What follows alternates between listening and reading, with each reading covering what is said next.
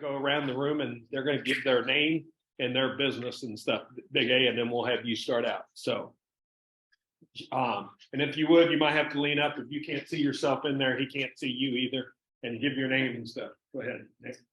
Hello, I'm Nick Pantaleo. I have a capital investment realty in Jefferson City. Josh Anderson, Director of Soma Scientific and Marketing Agency at Colorado. Jason Aki, the Aki Group Construction Companies. Brandon Forcemeyer Fire Protection. Jeff DeLong, Custom Promotional Branding, promotional t-shirt, mugs, business. Haircuts. A good haircut. What's your haircut? Okay, That's right. That's right. I'm among brothers here. Mike Southard, one of the turnkey mobile based out of Jefferson City, and we got police cars, fire trucks, ambulances, security solutions. Joe Newberry, Go for Linden. Johnny Eaker, Cosmic Sauce, Video Marketing Agency. Luke Reedy, Ready Pop Gourmet Popcorn and Snacks. Come on, man. Did you bring the snacks? Did you bring all the snacks with you? I did not. We have some Popcorn. tonight. Tonight we're going to have some of his snacks. I'm not worried about y'all. I'm worried about him giving him my address. I need that some of that popcorn. Big A, I'll let you take it over. Thanks so much for joining us today. Appreciate you, my friend. Well, hey guys, man, I'm just really jealous that I'm not there with you guys. My intentions originally were to be there in person.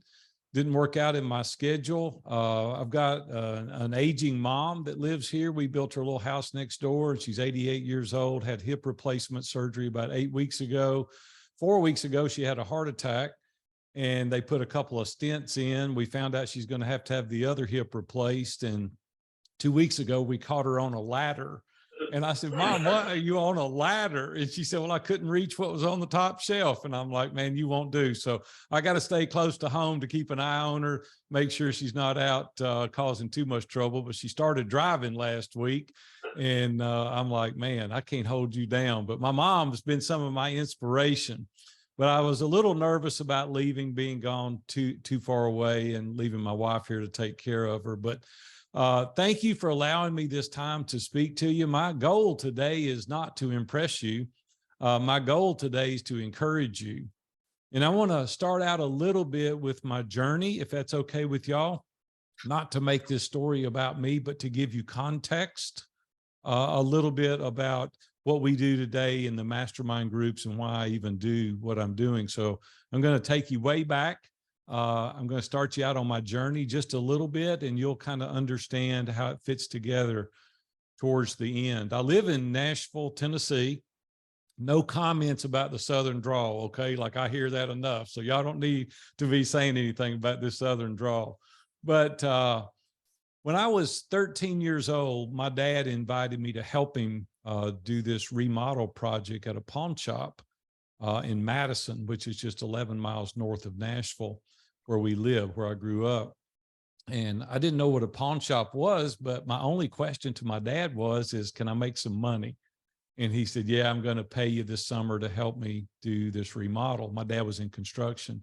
So I went, worked for the majority of the summer, and we got to the end. And I asked the owner, I said, hey, when you get open, would there be an opening here for somebody to clean up and, you know, wipe these showcases off and sweep the floors? And he said, where do you go to school?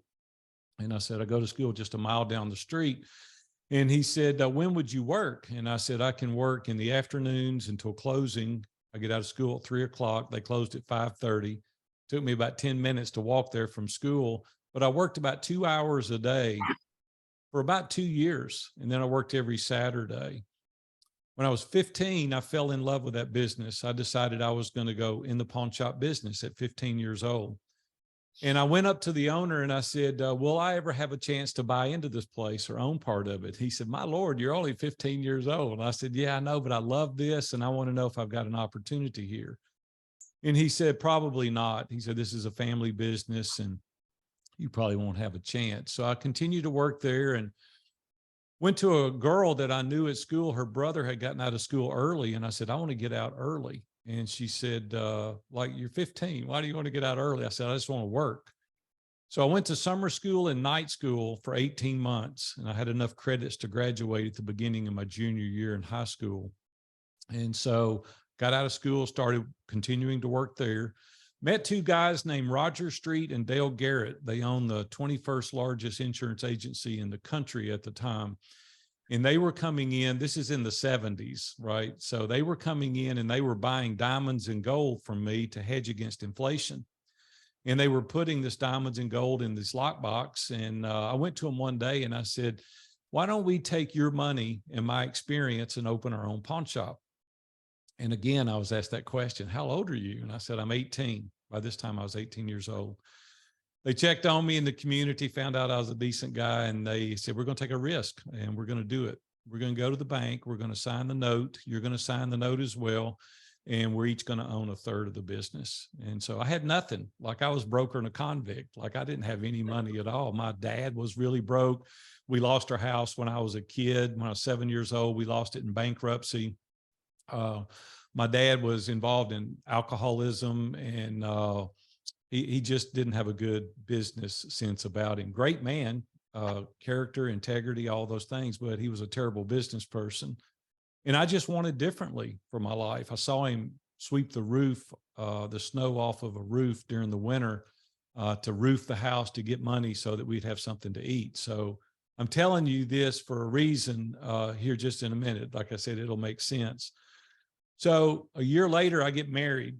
Robin gets out of school, 2 weeks out of high school, we get married. And I set her down at our condo and I said, listen, we may never get this chance again. Like she came from a more broke family than me, if you can imagine. There were 7 kids.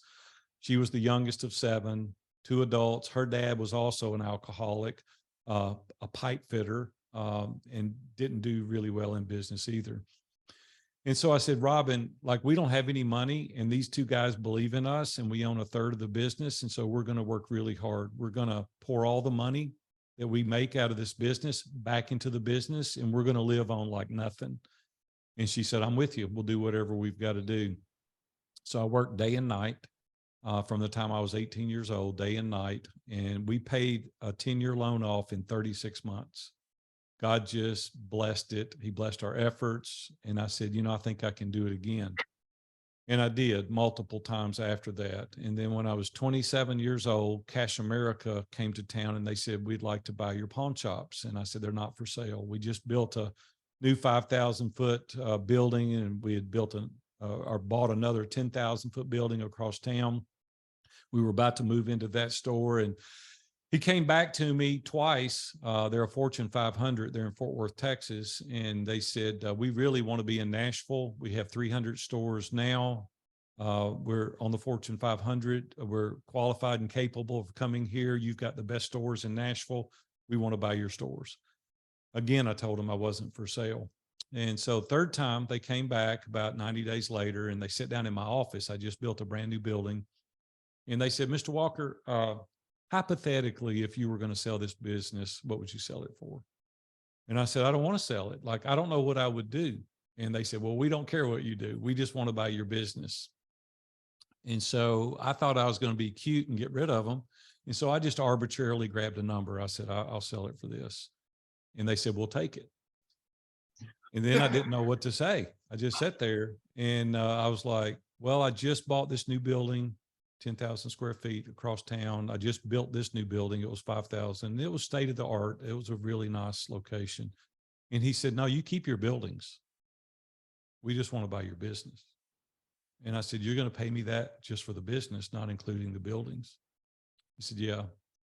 So I called Johnny Claude Garrett, my banker, and I was young, I was full of piss and vinegar. I was like out to conquer the world. And I called him and he came down and he said, Aaron, listen, he said, I know your background. I know when you started. I know where you came from. And this will give you an opportunity to catapult you into other things. I think you should sell it. So I went home, talked to Robin about it. We're Christian by faith. Of course, Christians, we pray about everything. So I prayed about it and went back and we decided to sell. So I sold the business. Less than 90 days, I woke up on a Monday morning and I was done. And that was great for about 90 days. And then I became bored out of my mind. We took off and went to Florida. We were down there. I was going to stay the summer. We stayed 3 weeks. And I came back and I said, man, fast forward 18 months, I'd played golf every day. I'd fished every day. And some of you are sitting there now thinking, oh yeah, man, I'd love to be able to do that. And it is a great aspiration. And it was fun for a period of time. But I became very depressed. I was getting in the bed in the middle of the day. I gained 50 pounds. Robin came to me one day about noon in the middle of the day. I was in the bed, not on it, but I was in the bed. And she said, this is not what I signed up for. And I said, I know, I don't know what to do. And she said, you need to start a business, go back to work. I don't care what you do, but you got to get up. And so I went back and bought the pawn shop I started with when I was 13. Remember the guy said, you'll never own it? Well, I ended up buying 50% of it from him. And I worked 3 days a week and he worked the other 3 days a week. We bought a location across the street. We tore it down. We built a new location there. And then we quadrupled the business in about 9 years. And things were good for me. I was 40 years old at the time, 2 daughters, beautiful home, place on the beach. It was like utopia until August 1st, 2001. If you've ever heard my story, you know what's coming, but I go to our church on Wednesday mornings. We pray for our families. We pray for our church, meet with our pastor. There's about 5 of us. And it was an awesome day. August 1st, 2001. It was hot here in Nashville, like it always is. Got in the truck, took off to the office, and I got within a mile of the office, and there was a guy crossing the street ahead of me. And I saw him cross the street. It's Gallatin Pike. If you've ever been to Nashville, it's a major thoroughfare. About 70,000 cars a day go down through there. And he crossed 2 lanes and he got to the median and he stopped. His shoulders slumped, and I looked across the street and there was a bus that had stopped on the right-hand lane. And I saw quickly he was trying to catch the bus. And so when I saw his shoulders slump, I said, well, he's waiting on me to pass. So I sped back up. I was driving a Lincoln Navigator, candy apple red. I mean, I don't know how in the world anybody couldn't have seen that, but candy apple red. And as soon as I got to him, he took off running. And he didn't look my way. And I ran over him and pulled over to the side of the road. Couldn't get my composure. Took me a minute, and finally got my composure. I got my phone, dialed 911. Cars were stopping everywhere, jumping out. They were running over to check on him. I finally got the courage to turn around and look, and I looked, and there's this guy face down the street. And I got out of the car and I walked over to him. He's motionless. And about that time, I could hear all these sirens, and looked up, and there was ambulance and police cars and fire trucks coming from everywhere. And so they got there. I identified myself as the driver. They put me in the patrol car. They said, we'll be back to you in a little bit. Well, it was probably half hour. They interviewed everybody that saw the accident, and they put him on a gurney, put him in the ambulance, and he got in the police car. And I said, is he okay? And he said, he's got severe head trauma, and I don't know if he's going to make it. And so anyway, needless to say, I'm pretty tore up. And he said, I talked to everybody. Everybody said, you weren't speeding. You weren't on the phone. He said, you're not drinking, are you? And I said, I don't drink. And he said, okay. So he wrote up the police report. They taped off the street. They're taking pictures and all that. I finally go get in the truck. I go to the office. Robin is in Acuna, Mexico. She's on a missions trip with our 2 daughters. And I called her and told her what happened. Of course, they came home. So to make a long story short, or make a longer story longer, I don't know which, I asked him to call me and let me know his condition. So Saturday morning, Vanderbilt Trauma Unit called me, and they said, Mr. Walker? And I said, yes. And they said, identify themselves. They said, they told us to call you and tell you about the gentleman that was, injured. And I said, yeah. And they said he didn't make it. And I'm like, you got to be kidding. And they said, no, said he had severe head injuries and he just didn't make it. His name was Enrique. He was 77 years old. He was from the Philippines originally. And that day, my life came to a screeching halt, literally. Like everything that I had didn't matter. The successful company, the money, the vacation place, my house, it just didn't matter that day. And so I became very anxious. I had to deal with counselors and psychologists and psychiatrists, and my buddies came around me. And about that time, it was probably, well, I sold the business, just so you know. I went to my partner. I said, hey, I've been chasing money since I was 13 and I'm retiring. I'm done. I was 40. And I said, I'm done. And they said, my partner said, well, I don't really have the money, to buy you out. And I said, I'll finance it. And like at O'Charlie's in a 30-minute dinner, we worked out the deal because we'd been friends since I was 13. So we were lifelong friends. I financed it over a 10-year period. And I said, you just pay me every month and I'm done. So I took the next 5 years off. I didn't do anything. And so during that period of time, shortly after the accident, I was at a Mercy Me concert. If you know anything about Christian music, Mercy Me is a group. And I was at that concert at the Curb Center here in Nashville. And there was a buddy of mine sitting a few rows ahead of me. I didn't even know he was there. Some of you may be familiar with him. Some of them may not, but it was Dave Ramsey. Dave and I've been friends since he started his show. I was his second sponsor. I'd been sponsoring his show by this time, 7 or 8 years, sponsored it for 21 years. As a result of that friendship, he went to intermission. On his way back from intermission, he stopped by and he said, hey, Big A, he said, I'm starting a mastermind in my office. And he said, I'd love for you to be a part of the mastermind. And I said, I don't even know what a mastermind is. And he said, well, just come to my office Wednesday morning. I'll introduce you to the guys. And I said, well, let me think about it. Let me talk to Robin and I'll get back to you. And so went home. The accident now was in the rearview mirror. I was getting pretty good. I was in a pretty good spot, still tough, but I was getting better. And so it was the guilt, right? It wasn't my fault. It was the guilt. It was somebody's dad, it was somebody's brother, somebody's husband, somebody's business partner. Like it just destroyed me. And during this time, I was working through how to overcome that. And I know you guys are talking about clarity, you're talking about vision, you're talking about those things, but I didn't have any clarity at that time. I had it previous to that, but I didn't have any clarity at this time. And so I went home that night and I told Robin that Dave wanted me to join this mastermind group. And she said, what is a mastermind? And I said, well, he said he'd explain it when I come, but I said, I don't want to go. She said, why? I said, you know how Dave is. He's all up in your face and he's a bulldog and, he's just persistent and he's going to find out I've got real estate debt and he's going to find out we have a credit card and, like I don't want to go. And she said, why don't you just go try it? And so I said, okay, so I'll go try. So I go Wednesday morning. He introduces me to the guys around the table. Some of the names you may or may not recognize. It's not really important, but he introduced me to the guys and I sat there quiet, kind of like around a table, kind of like you guys are. It was a conference table. We were sitting around 10 guys.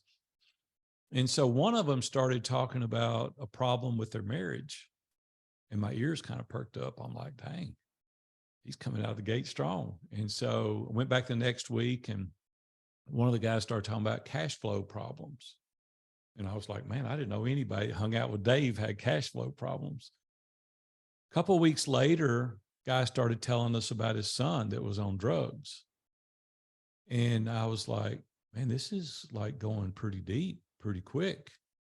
So we come back and one of the guys in there was the head of a hospital here in Nashville. And he started talking about all these challenges that he was having. One guy started talking about the visual temptations that are out there. And I was like, man, I don't know where this is going, but like, I don't tell people like when I have these visual temptations and like this guy's sharing this. And so 6 weeks had passed roughly by this time. And so I get in the truck and I'm driving back home and I start laughing and I get home and I walk in and I'm laughing and Robin goes, what's so funny? I said, Robin, I said, they're talking about this and that and this and that. And I started laughing. She goes, what are you laughing about? I said, they're more screwed up than I am. And she started laughing. And I said, I think I found my people. And she said, you're kidding. And I said, no, I said, they're so vulnerable and transparent. She said, what do you think about that? I said, I'm scared to death. And she said, why are you scared? I said, well, because I've got to be that way if I'm going to be in there. I'd never been vulnerable up until that point. So I go in and they're going to read a book. And Dave says, hey, we're going to read this book this week. And I was like, I don't like to read. He said, well, I don't care if you like to read or not. Read the book. And I looked at him and it was kind of smart aleck. And I was like, what do you mean? He said, you think you're just going to learn through osmosis? You think you're just going to be smarter tomorrow than you are today? I said, no. He said, well, read the book. And I thought, these guys are serious. Like, they're really holding people to a higher level. They're really challenging. They're really encouraging. Time doesn't permit today, but what I learned over the next 12 years, meeting with that group every single Wednesday morning, was transformational like nothing I'd ever experienced. James Ryle, some of you may know who he is. He's probably one of the best storytellers on the planet. He spoke at Promise Keepers all over the world, traveled, spoke. He was in that group. And he called me one Saturday morning because I couldn't get over this accident. I couldn't get over it. Like, I talked about it all the time. I was in the group. I was just like, I don't know what to do. And I can't get my mojo back. And my determination is gone. And my perseverance is gone. And like, I just on and on, like for months, I did this. So Saturday morning, I'm at Ace Hardware about, I don't know, 6 months into this. And I get a phone call from James. We never called each other on the weekends. We have that time for our families. And so I knew this was going to be really bad or really good. I didn't know which, but I answered the phone. I said, hey, James. He said, hey, Big A, how you doing? I said, I'm good. I said, I'm up at Ace Hardware picking up something. And he said, you got a minute to talk? And I said, yeah, sure. So I said, let me go outside. So I went outside to the parking lot and I said, okay, James, now I can hear you. I said, go ahead. He said, well, God gave me a word for you this morning. And I got excited. I was like, oh, this is James Ryle. He's next to Jesus walking on water. I mean, this guy is unbelievable. And so I'm excited. And he goes, let me start out first saying something. And I said, okay, what is it? He said, you're wearing the hell out of everybody in our group. And I just like laughed. I was like, what? He goes, oh, let me say it again. You're wearing the hell out of everybody in our group. Well, then I could tell it wasn't like April Fool's. Like, I'm like, James, I don't get it. I'm sorry, you've lost me. He said, you come in every week and you're moaning and groaning and complaining and you're crawling. Like, you got to get up. I said, well, James, that was a pretty rough thing. He goes, I know it was. He said, but let me read you a passage. And he read Isaiah chapter 41. He said, it says, take the chains from around your neck and move on. He said, it's time you were moving on. He said, I'll see you. I got to go. And he hung up. Well, I want to tell you, I don't mind telling you what went through my head. I won't repeat it in here. I was so mad. And then I thought about it and I said, you know what? He loved me enough to tell me the truth. You see, he's been investing months and months and months into my life. Following Wednesday morning, I went to the group and I'm a big guy. They don't call me Big A for no reason. I'm 6'4", 230. I'm a big guy. He's 5'7", weighs about 150. And I walk around the conference room table and he told me later, he said, I knew I was fixing to get my ass kicked. He said, I knew that was fixing to happen. And I leaned down and I hugged him. I started crying. And I said, thank you for loving me enough to tell me the truth. It changed the trajectory of my life. One phone call. Well, see, if you're not investing in the lives of guys in here, in this group, like you're doing right now, you don't have permission to say that kind of stuff. You don't have the right to say that because you've not invested the time. I'm so encouraged that you're in this group because what you need to do is let the veil down. You need to be vulnerable with one another. See, it was a skill that I learned over time, but before I didn't want to do that because I wanted everybody sitting around this table to think I got it figured out. I don't want you to know that Robin and I fight. I don't want you to know that I have trouble with lust of the eyes. I don't want you to know that my kids don't always behave. Like, I want you to think I got it figured out, because if you think I got it figured out, you're going to respect me more. Well, that's not true. See, what's true is people that are vulnerable and authentic, I have respect for. See, I didn't realize that because I'd never been around anybody that was vulnerable. I'd never been around anybody that was transparent. And these guys were successful from the outside. You know, they got it all together. They got money. They got all this kind of stuff. But that's a hollow person if they're not authentic and vulnerable and transparent to those that they spend the most time with. And what it taught me is in order to get clarity, and that's what you're doing today, you have to be in a place where people know you. See, because I could give any of you advice today, but if I didn't have the data that would support the advice, it wouldn't be applicable to you. I had coffee a few weeks ago with a guy here at Starbucks, about 10 minutes from my house. And I told him, I said, Robin and I are thinking about buying a condo in South Florida. Getting kind of cold in Nashville as you get older, you know, and like, I want to go down there and skip the winter. I said, do you think it'd be a good idea? And he said, well, I said, it's $1 million for this condo. And I'm not going to live in it all the time. I'm going to live here, but I'd like to have it, but I don't really want to rent it out. I want it just for when we get ready to go. And he thought for a minute. He said, Big A, you've owned all these businesses and you've been successful. And if you want it, yeah, I think it's a good idea. I think you should buy it. And I was setting him up. I said, well, let me say, first of all, you don't know Robin. You don't know Brooke and Holly. You don't know any of my 5 grandchildren. You don't know anything about my history.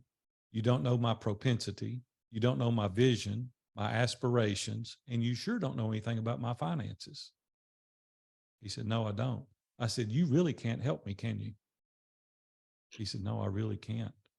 You see, we do that every single day, though. Every one of us every day asks for advice and they don't have that data. They can't give you good advice. Where you're going to get clarity, where you're going to have vision is interacting with the men around this table that can answer those questions. See, because someone could give me advice. We gave a guy advice for years in the mastermind group before we started doing the success and significance scorecard. It was horrible advice. We made assumptions. He was in really good shape. And he was a tick away from bankruptcy, and we didn't even know it. And see, the advice we'd been giving him for years was bad advice. When we finally got the data and we understood exactly what his wife Joey wanted and all of his kids, and we knew what his financial data was, we changed our strategy completely. If he had continued to go down the path, he's 57 years old. If he continued down this path, he would have got to retirement age. He would have been flat broke. See, the benefit of being in a group like this, and I want to challenge each one of you, if you want real clarity, if you really want to understand how you're going to help each other, you've got to come clean, 100%. The things that you do, the aspirations of your wife, your financial data, it is what it is, right? You can lead people to believe it's one thing, but that's not going to get you further down the road. When I start thinking about all the dynamics of how to get clarity, I think about, first of all, what do I want? It's a question that most men can't answer. I ask it all the time to guys. I'm like, hey, what do you want in this area? Well, I don't know. I want bigger, better, shinier, faster.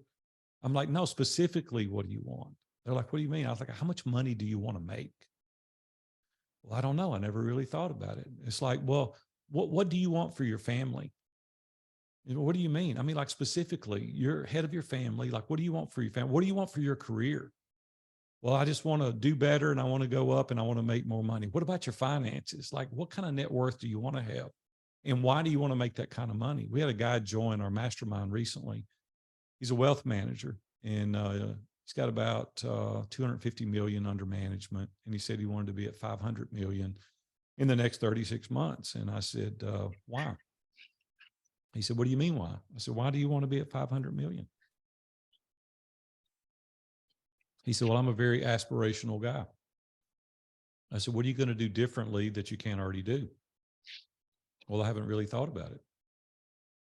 I said, is it fame you're searching for? Is it more security?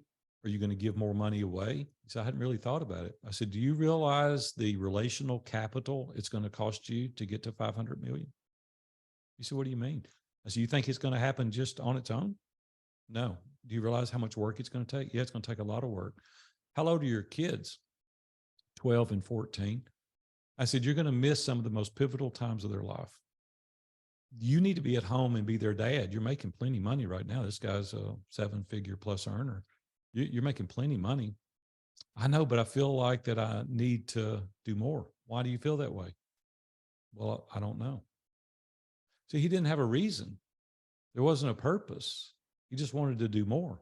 See, I don't know, guys sitting around this table today, if you've got this figured out, if you know what you want. When you start thinking about it, though, that there's components to your families now. There's a cost associated with growth. Where I messed up royally is I came home with a pocket full of money to a house full of strangers when I was 35 years old. And my wife said, thank you for all you've provided, but I'm living like a single mom. I'm taking Brooke and Holly to cheerleading, to basketball practice, to brownies, to Girl Scouts. Like, I need you here. And it dawned on me that I was just trying to accomplish more for more sake. There wasn't even a reason. We had plenty of money to live the lifestyle that we wanted to live. And what would have happened had God not gotten my attention that day is that one day I would have come home with more money and I would have had no relationships. My kids would have gone away and they would have formed new relationships and I would have never gotten that back. Thankfully, they were young and I was able to rebuild that and nurture those relationships. Listen, we got to build boundaries. If you want to get clarity, you've got to build boundaries. You've got to be able to say, hey, I'm going to make it in this amount of time. I'm going to be able to say from here to here, I'm going to do all I've got. And there's even seasons. And I'm all about that. Even go to your spouse and say, hey, listen, you know, this season, I've got to do this for this 90 days or this 180 days. But after that, when this date gets here, I'm going to go back. I'm going to protect our family because see, relationships matter most. That's my number one core value. In everything that we do, I run it through that filter. Relationships matter the most. And so you've got to run what you're doing through this grid, through this filter. If you haven't gotten to core values yet, you need to establish those for yourself. Ours are relationships matter most, make it amazing, no excuses, everything's figureoutable, and truth before opinion. And for me, truth is God's word. Being a Christian, I want to be sure that I run it through those 66 books first and see what the answer is. And then your opinion matters to me. And so I don't know what it is for you. They don't have to be in alignment with mine, but you need those core values in order to get clarity. Because if you don't have a filter, you're just going to go out here like a bottle rocket without a stick on it. You're going to be spewing around everywhere with no sense of focus, with no clarity. And I want you guys to have a great sense of clarity and understanding about what matters most. The second thing that we have to do is we have to prioritize our priorities. We have to make a determination in your life, really what's most important. I said audibly, my family was the most important, but my checkbook and my calendar didn't reflect that because I would leave early. I would come home late. The kids would want to do certain things. I'm like, hey, I got to get this proposal out, or I've got to do this one more thing. I've got to make this one more call. And they'll accept that for a period of time and they won't even say anything. But what you're doing is building a chasm between you and your kids. I want to encourage you guys today, don't make that mistake. When you get home, you've only got one go through with those kids. You don't get a do-over. You got one shot. You can make more money. You can start more businesses. You can do all those things. And I'm not the guy that's made money that says money's not important. Okay. Don't hear me wrong. Money's very important. I like to make money today, but I own the money. The money doesn't own me.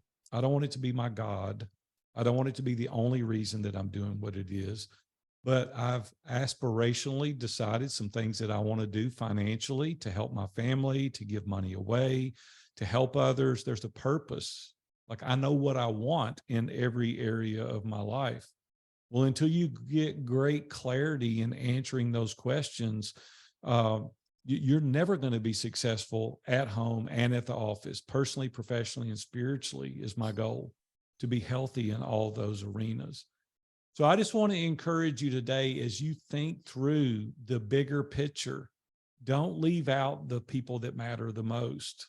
I almost did it, and I could stand here for hours and even give you more stories. But just think about relationally in your life. Think about personally. Think about the things that really affect you from a personal standpoint. First of all, you got to take care of yourself. Lee Cockrell is a guy, we're acquaintances, we're not friends. I've interviewed him a couple of times. He ran Disney for a number of years. He had 5 theme parks and maybe a dozen golf courses that they owned, Disney owned, and he ran all those. And I got the privilege of interviewing him and Dan Cockrell, his son. His son was over Magic Kingdom for about 20 years. And so I got the privilege of interviewing them. And they said their number one personal goal was to take care of themselves. They said, because if I don't take care of myself personally first, I can't take care of anybody else. Well, I hate working out. I loathe it. Like, I'm terrible, but I know I have to. I'll be 62 on my next birthday, and I want to be able to play with my grandkids as they get older. I want to be able to go on trips. I want to take care of myself. Lee Cockrell told me, he's 88 years old now. He said that he wears the same size clothes he did when he graduated from high school. He works out 6 days a week. He said, I have to take care of myself in order to take care of the rest. Spiritually, you know, I've already told you I'm a Christian by faith. That's my number one objective. That's my number one priority, is my relationship with Christ. Financially, a lot of people say, and you even hear people say all the time, I correct people all the time. They say, oh, it ain't about the money. I say, man, just don't say that. Just quit saying that, because people don't believe you when you say that, because you wouldn't do it for free. No, I wouldn't do it for free. Well, some of it is about the money, and that's okay. Money is a tool. Like, it sucks really bad being broke. Like, I don't want to be broke. Like, I work really hard to have money, so I'm not broke. Like, I can make decisions when I have money. It gives me options when I have money. I can give money away when I have money. When I'm broke, I can't do any of those things. And it is a miserable feeling to lay there in bed and be broke, wondering, how am I going to pay the bills? It's okay to be aspirational financially. It's okay. But just be sure to not lose the significance piece. See, that's what I was missing. When I ran over and killed the pedestrian, I had a great amount of success financially, but I had no significance. My legacy that day would have been, poor kid from Nashville, Tennessee, makes enough money to retire at age 27, and nobody cares. And I was like, God, that is not what I want. I want this group of men. I want Gary's life to be better as a result of having interacted with me. I want one day when I'm laying there parallel with the ground, and they're about to bury me, for Gary to look at me and say, hey, my life was different because of Big A, right? I want to leave that legacy to make other people's lives better. I have great clarity around that. Think about what it is for you. What is your legacy going to be? Listen, you're leaving a legacy.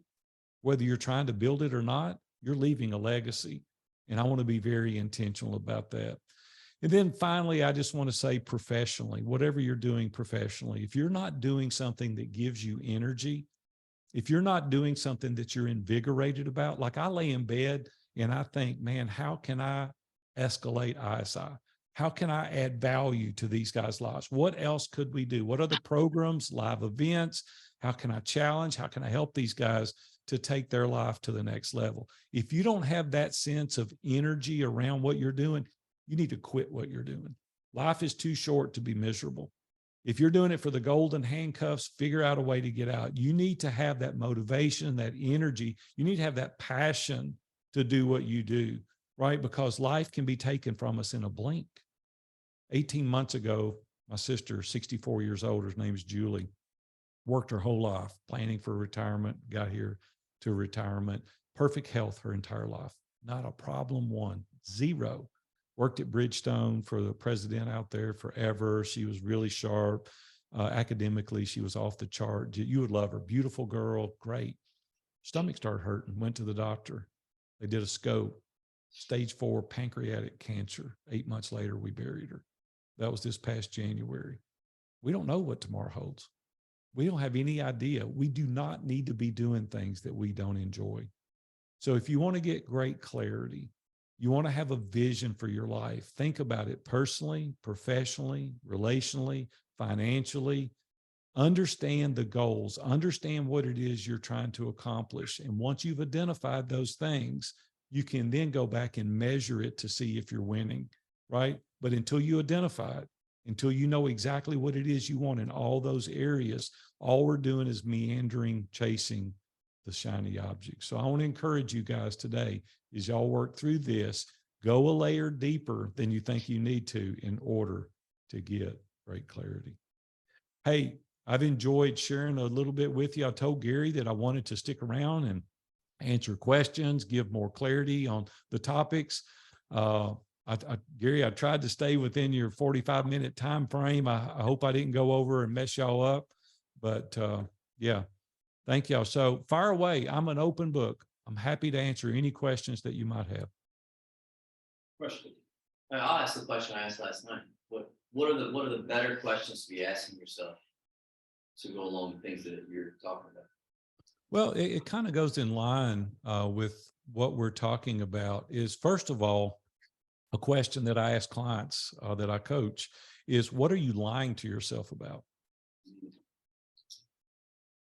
And you really have the intuition to know the answer to that.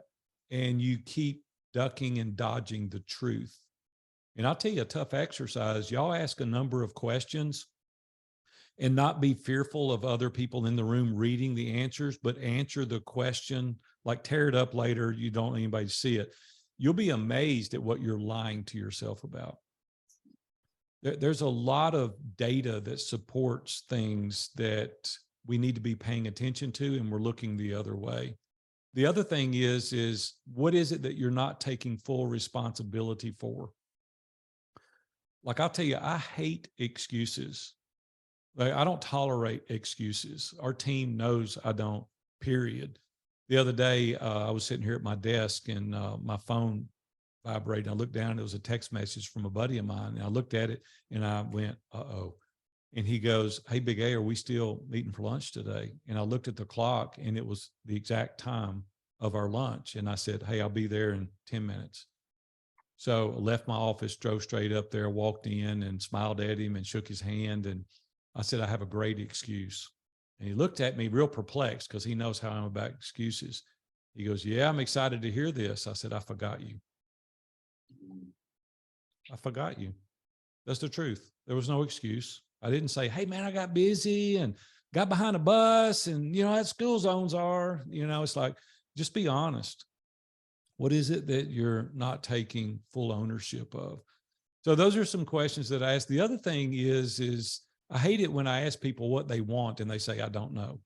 That's not a good answer. You're leading your family. You need to know the answers to these questions. Where do we want to go? What kind of house do we want to live in? What is our bucket list? When do we want to pay these things off? How is it about your relationship? I created a spouse survey. By the way, Gary, I'll call off 3 or 4 papers that I've written. And if you want me to, I'll send you all of them. I'll give you the links of them. But the first one is, what do I want? And there's 25 questions on there that, Gary, you may already have them. If you don't, I'll send it to you. But it specifically asks you these questions. What do I want? Another one is a personal assessment, to where you really ask yourself these hard questions about yourself. Also about 25 or 30 questions. And then, how many is married? Raise your hand if you're married. Okay, about 3/4 of you, all of you but 2. So I wrote a spouse survey. The questions you really want to know, but you're scared to ask. And you get your wife to fill it out. And it asks some very pointed questions, very direct. And a lot of them involve, the way you're appearing, the intimacy, what do you want that you're not getting? Like, oh my God, you're asking like, well, yeah, that's my partner. Like, I need to know those kind of things, right? What is it that I can do to level up? How can I, and you're like, oh my gosh, a group of pastors read this recently at a conference. One of the guys shared it with them, and the wives were sitting at the table and they said, oh my gosh, this is unbelievable. This is going to be used as a tool going forward, because we need to know the answers to these questions, right? And so to your question, like, get real answers. Don't get feel-good answers, because you know what that does? Robin and I, praise God, will celebrate 43 years of marriage in June. We've had trials, we've had ups and downs, we've had difficult, but we have honest discussions. It's not just making each other feel good. It's like we say it with love and tact and compassion and empathy. We do all those things, but we say the truth, right? It's just get the truth. I tell people all the time, because I'm high D, you know, on the Enneagram, I'm an 8, I'm a charger. That's no surprise to any of you, but just tell me the truth and we'll deal with it. Don't pander me. Don't make sugarcoat it. Let's just get the facts out here and we can deal with it, and then we can fix it. And that's what 12 years of being with Dave Ramsey every week will do for you. It's like, let's get to the thing and then we'll fix it, and then remain focused. If y'all want something that's going to help you more than anything, it's completing an exercise that we do. Gary, you're welcome to copy it if you haven't already. It's called Come As You Will Be. Do y'all do that, or have you done that? We have a thing, forward visioning. It's the same. Okay, good. So, and then get people to hold you accountable for remaining focused. The consistency and the focus is what's going to get you success. What other questions? That was a great question. What would you have done with your? I can't get that. Family and kids that you didn't do. Repeat the question, Gary. I couldn't hear it. What would you have done differently with your family and kids if you felt like you didn't get that opportunity to make it right? Yeah. Okay. First of all, we caught the problem I had at a very early age. My kids were real little. And so we were good. And I implemented some things for my kids and my wife that I would recommend highly that you do. One of them that I really did well was I was available. And what I mean by that is that we've owned a number of companies. I've had the privilege of, having a lot of employees. And the thing that I always told them was, if one of my girls call, Robin, Brooke, or Holly, I'm available. I don't care what I'm doing, because there's nothing going on in here. No disrespect to y'all, but if Brooke or Holly calls me right now, y'all gonna have to wait a minute, because I'm going to be available to them first. One of the girls handed me a Post-it note at one of our companies once and said, when you get through, call Brooke. And I was like, is she on the phone now? I said, no, she called earlier. I said, where was I? You were with a customer. I said, let me refresh you one more time on this. And I told her, and I said, I'll decide if I answer the phone or not, but I'm available. And so that was one thing that we did do. And I would encourage y'all to do that. Be available for your kids. They're the most important. Your wife, first of all, is most important, then your kids. But do that. If I had it to go over, I would have started it out that way. I didn't in their early years, but then later in their real formidable years, I was able to do that. The other thing that I did wrong, that was a mistake, is I was probably a little harder than I probably should have been. Like not too much hard, but probably a little hard. I was pretty strict. And I wish that I had allowed them to maybe shared more rather than me just saying, no, this is what we're going to do. I think there's a balance there with all the kids. I think I squelched some of their creativity by saying, no, we're not doing that. And I was pretty hardcore when they were little. So I might soften just a little bit, not too much though, but a little bit. I think parents are not strict enough today. And this is for a whole nother day. I'll come back. If you haven't read a book called Stolen Focus, you need to read the book. Johann Hari is the author. Now, I will say this, and you'll understand as you read the book, I don't endorse his personal life, Johann Hari, just as a caveat, a footnote. But the information is golden. And what it's about is technology has stolen our children's focus. To be honest with you, it's stolen a lot of your focus. Technology, our phone is an addiction. I took a 2-month sabbatical. I took off November and December, and I went completely dark. I unplugged from everything, all social media, our business, like nobody knew I was on the planet. I have 2 phones. I have one, everybody's got the number 2, and I've got another phone. They're both laying right here on my desk. There's 3 people have the number to the second phone. So I leave one here, and I went dark, and I had my other phone with 3 people. I don't make outbound calls on it. I don't get on the internet. It's for my girls getting a hold of me. That's it.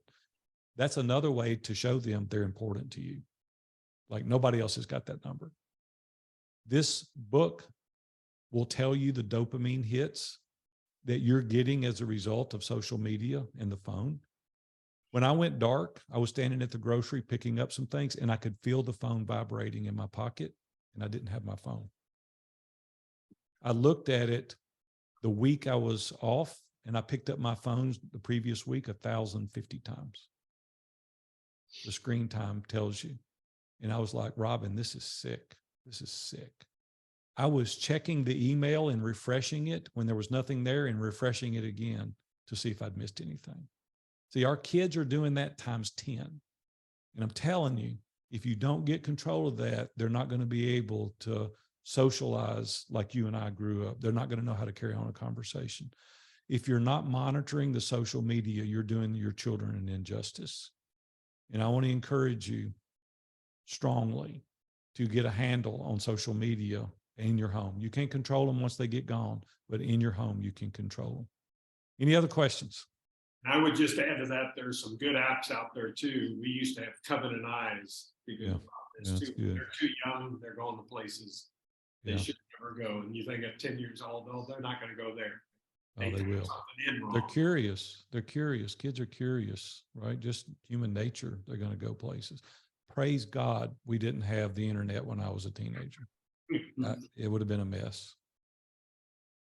Other questions? Please don't be timid. If there's something I can answer or help with. I'll try one here. My kids are both out of the house now, and we tried later in our high school years, and really, they're 20, 22 and 19. So the phone thing, we kept a pretty good handle on for quite a while. And then through the years of high school years, we let up on it quite a bit, assuming we kind of set that tone. But then by then you start coming back and they're, Dad, you don't understand, you don't know, or whatever.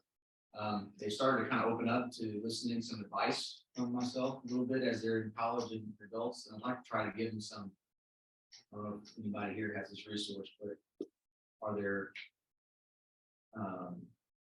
influencers or podcasts or information that maybe they respond to listen to maybe curtail some of that usage they may be getting into, maybe some way to help them learn to control that on their own. Yeah.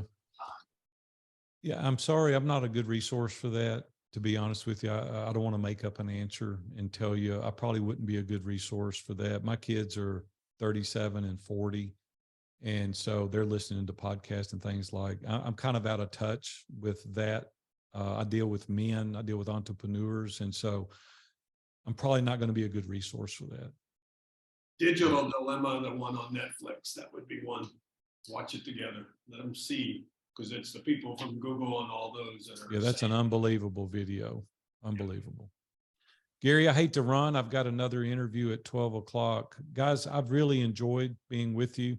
Thank you for allowing me. This is a distinct privilege for me to be able to come and share with y'all. And hopefully I've shared one thing maybe that will be impactful or helpful on your journey. You've really got a great guy in Gary. I'm just telling you, he's highly regarded. He's highly respected in our organization. He's made a huge impact in the men that he's associated with in Iron Sharpens Iron. And I just want to encourage you to continue following him, letting him lead you well, because you got a great man there. Some of you probably known him a long time. Some of you maybe even longer than I have. But I want to encourage you to hang with this group, to stay with it. Some of these meetings will suck and they'll be useless as tits on a boar hog. You're like, hey, I didn't get anything out of that. But the next meeting may be the very thing that you need that changes the trajectory of your life. And when you really think that it's time to quit, really think through where you're going to go, who are your trusted advisors, who's your board of directors, who has the influence, who spent time with me. Time after time after time, I wanted to quit the Eagles. I was like 45-minute drive out there, spending an hour and a half, 45 minutes back, took up 3 or 4 hours of my day every Wednesday for 12 years, and it changed my life. And I can attribute a lot of the success that I've had to that group, to their encouragement, to the follow through. So don't take what you're doing lightly. It's going to impact your life hugely. I promise you. Gary, thank you. Love you, big man. We'll see y'all. All right. Bye-bye.